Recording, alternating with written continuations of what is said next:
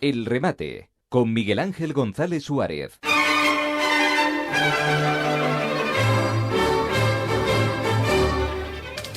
Bueno, comenzamos una nueva jornada radiofónica aquí en la 10 Capital Radio.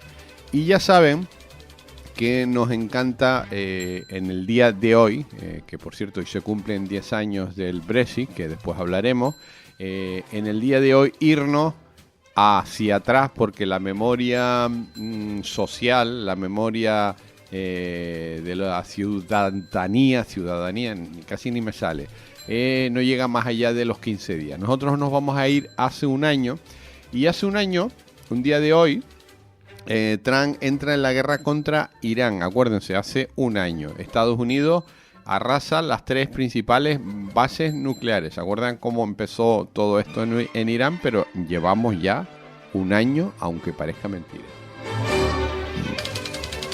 Y hoy hace también 365 días los titulares era que el 94% de los españoles prevé viajar este verano con un gasto récord y mayor antelación por la incertidumbre global. Bueno, a día de hoy, un año después, o sea, hoy, este año van a viajar menos los españoles, se van a quedar en España y van a controlar el gasto. El cambio es radical. Hoy se cumplen 1586 días de guerra, días y noches, entre Rusia y Ucrania, 4 años y 118 días. Verán que ningún líder mundial sienta a las partes para que lleguen a un acuerdo. Ya llevamos más tiempo de guerra en Ucrania que la Segunda Guerra Mundial. Esta guerra la estamos pagando todos nosotros, ustedes también, los que están escuchando la radio. Y los españoles, solo los españoles, sin contar los demás, ya pusimos a fecha 1 de enero 17.000 millones. Que esos 17.000 millones para comprar pistolas y drones y tanques los podíamos gastar para mejorar el futuro de nuestros hijos o para hacer vivienda. Pero bueno, aquí nosotros para comprar bombas y que se maten unos y otros. Por lo tanto, esta guerra ya hoy no tiene sentido, cuando Rusia ya ha conquistado todo el territorio que quería desde el principio. Hoy es martes ya 23 de junio de 2026 y hoy es el Día Mundial de las Viudas. Atento, Día Mundial de las Viudas. Quizás si vives en una sociedad avanzada, no pienses que en otros lugares del mundo el hecho de quedarte viuda acarrea, viuda o viudo, una serie de consecuencias graves que afectan a la vida de estas mujeres y sus hijos. La pérdida irreparable de un compañero de vida y cabeza de familia es una experiencia dura de afrontar para las mujeres en el mundo. En países en vías de desarrollo y con elevados niveles de pobreza, la viudedad está rodeada de estigmas, falsas creencias, discriminación y abusos contra las viudas, vulnerando sus derechos humanos y la satisfacción de sus necesidades básicas para conseguir y seguir sosteniendo a sus familias. De acuerdo a las estadísticas, se estima que en el mundo hay más de 285 millones de viudas, de las cuales más de 115 millones viven en la pobreza extrema. No se trata solo de viudas, sino también de los hijos huérfanos menores de edad, que en la mayoría de los casos no cuentan con el debido apoyo socioeconómico y familiar. Por lo tanto, hoy es el Día Mundial de las Viudas. Vamos con las efemérides del día de hoy. En 1830, creación del Real Conservatorio de Música de Madrid. 1870, promulgada en España la Ley Orgánica del Poder Judicial. 1938, el Comité de No Intervención aprueba la retirada de los voluntarios extranjeros que luchan en la Guerra Civil Española. Y en 1949, Pío XII decreta la excomunión de los comunistas y sus simpatizantes. En 1964, debate sobre Gibraltar en el Comité de Descolonización de la ONU. 1970, 114 intelectuales y personas españolas son multadas por firmar una carta en la que piden la retirada de las bases norteamericanas en España. Dense cuenta, esto en 1970. En 2001, Herri Batasuna desaparece formalmente para dar paso a un nuevo partido denominado Batasuna.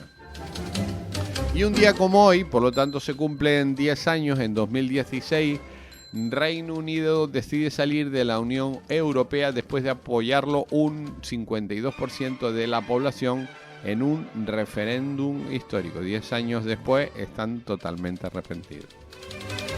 Vamos con los santos. Inmaculada, Agripina y Ethel. A todos ellos y ellas, muchas felicidades. Y en el Reino Unido, Starmer dimite como líder laboralista, pero seguirá como primer ministro hasta tener el sucesor. El primer ministro británico Keir Starmer ha anunciado este lunes su dimisión, cediendo a la creciente presión interna tras una reñida ronda de elecciones locales que han aupado al potencial nuevo líder de los laboristas, Andrew Burnham. En una imagen ya recurrente en la vida política británica durante la última década, Starmer ha confirmado su dimisión frente al número 10 de Downing Street y que permanecerá como primer ministro interino hasta que se elija a su sucesor en septiembre. When I leave the biggest job in the country, I shall spend more time on the most important job. Being the best husband I can, and my pride and my joy. Thank you very much. Su caída se ha precipitado después de que Burnham, exalcalde del área metropolitana de Manchester, haya obtenido su escaño en la Cámara de los Comunes tras ganar unas elecciones locales, posicionándose como el favorito para acceder al poder. En respuesta a la dimisión, el líder del partido ultraderechista Reform y antiguo abanderado de UKIP, Nigel Farage, ha exigido elecciones generales inmediatas, insistiendo en que el público británico no aceptará que se imponga otro político de carrera, como por otra parte es el propio Farage. La presidenta de la Comisión Europea, Ursula von der Leyen, ha elogiado a Starmer por su capacidad de liderazgo, destacando su labor en el fortalecimiento de la seguridad continental y ucraniana durante sus 2 años en el cargo. La inminente transición supondrá que Reino Unido nombre a su 7º primer ministro en tan solo 10 años, lo que pone de manifiesto una década de intensa inestabilidad política en Westminster.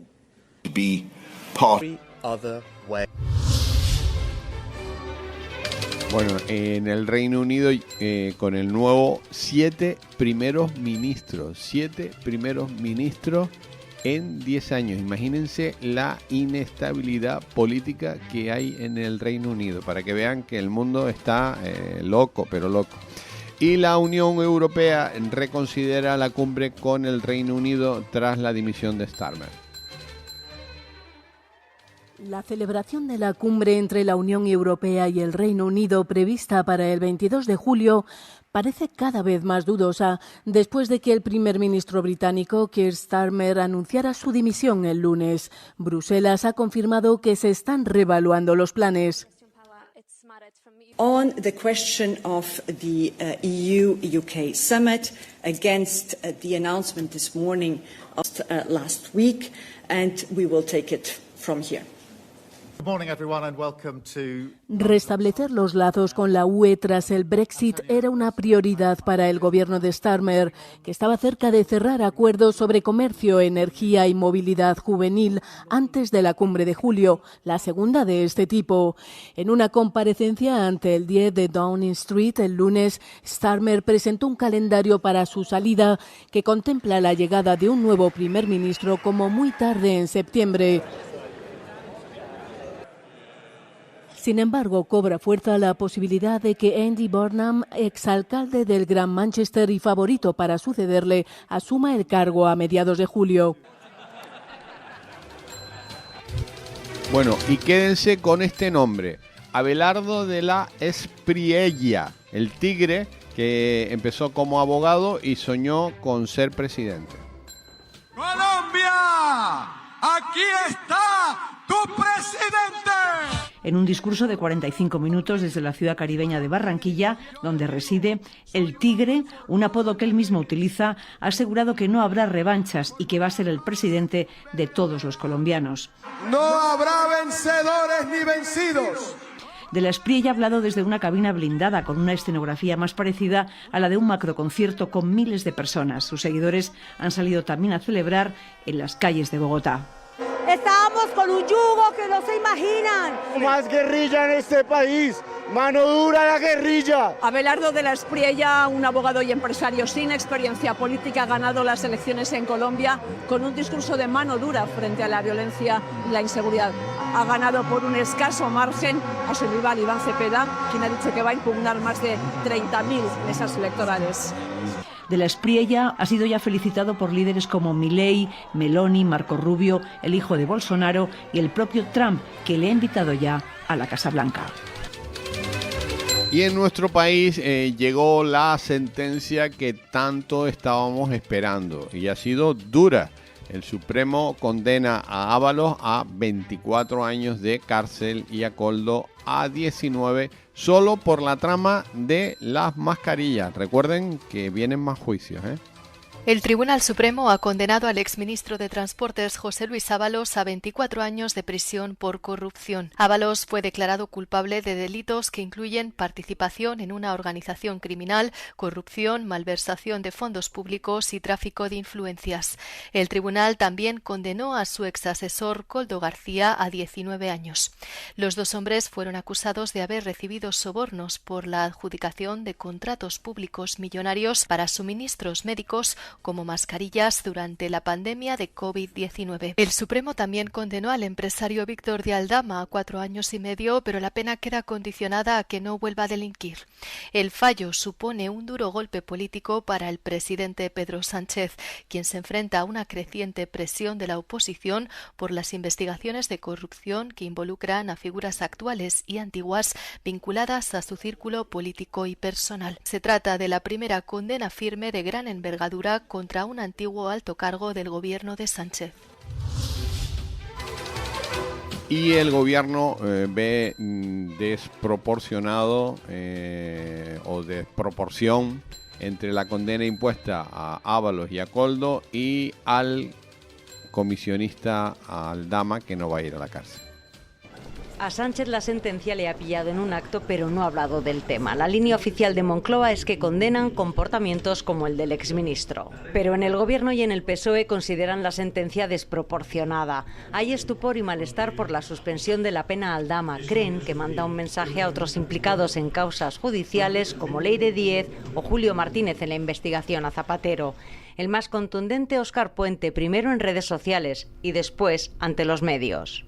Lo que a cualquiera que tenga ojos en la cara, lo que a cualquiera. No creo que vaya a ser yo muy diferente de los demás. En Ferraz la pregunta que se hacen es si sale a cuenta ser corruptor en España. Sumar también pone el foco en Aldama. Lo que me causa mucha sorpresa es que el corruptor hoy no ingrese en prisión. Rufián lo ve como un aviso a navegantes y aunque por ahora los socios siguen sin dejar caer a Sánchez, le piden que haga algo. Necesitamos que se tomen medidas de verdad ya, o sea, que pasen a la acción. El Partido Popular y Vox exigen al presidente del Gobierno que dimita y convoque elecciones. La sentencia de hoy es una condena al Gobierno de Sánchez por el ejercicio de uno de sus ministros. Vuelvo a insistir. Y la pregunta es muy sencilla. ¿A qué espera? ¿Pero qué más tiene que ocurrir? ¿Pero qué más tiene que pasar para que Sánchez dimita de inmediato? La oposición responsabiliza a Sánchez por haber nombrado a Ábalos y haber mirado, dicen, para otro lado. Y el Consejo General del Poder Judicial abre el proceso para expedientar a Peinado por decir que la policía podría ayudar a Begoña Gómez a huir. Después de una primera toma de contacto de forma telemática vía WhatsApp de los miembros del Consejo General del Poder Judicial en el día de ayer, hoy reunión presencial, el expediente de Peinado sobre la mesa, voto clave, el de la presidenta. Y en Canarias, marea blanca, los médicos toman las calles ante una gestión que dinamita la sanidad. El sindicato médico lidera una manifestación en Las Palmas de Gran Canaria en la primera de las 2 jornadas de huelga autonómica. Y el Instituto Geográfico Nacional emite un aviso de protección civil al intensificarse la actividad sísmica en Tenerife. se contabilizan 221 eventos de baja frecuencia en las últimas 48 horas en el Teide. Y confirmado por el Banco de España, el precio real de la vivienda en Canarias sube casi el doble que en el resto del país. El aumento de la demanda se ha visto reforzado por la adquisición de viviendas por parte de los no residentes y por el alquiler turístico.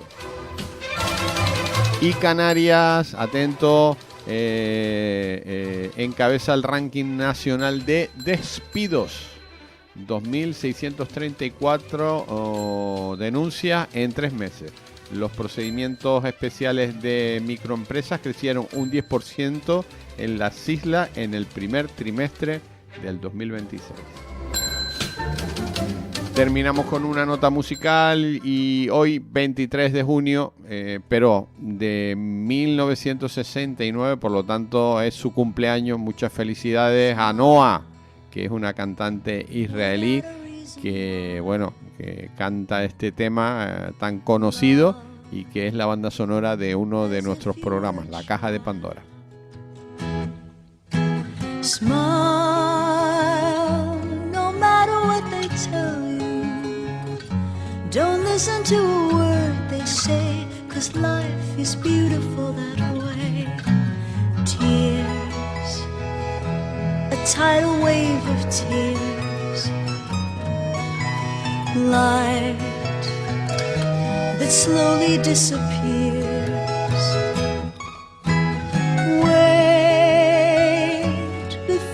Close the curtain. There's still another game to play, and life is beautiful that way.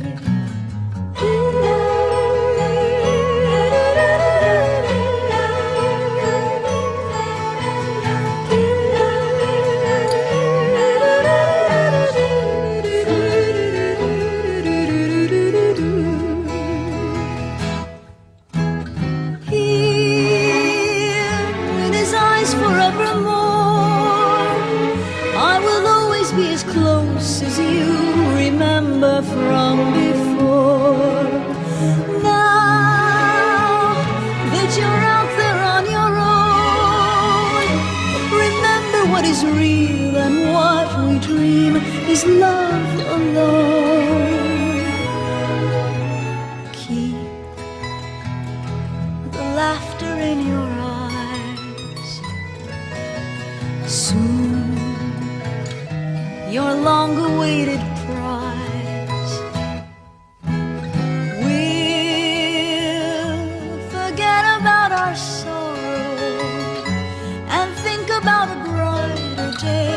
life is beautiful that way.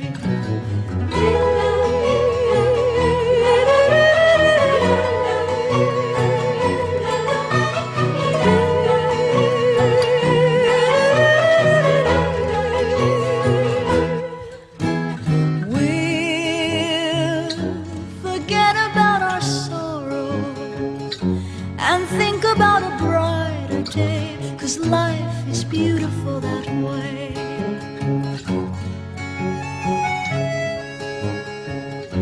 There's still another game to play, and life is beautiful that way.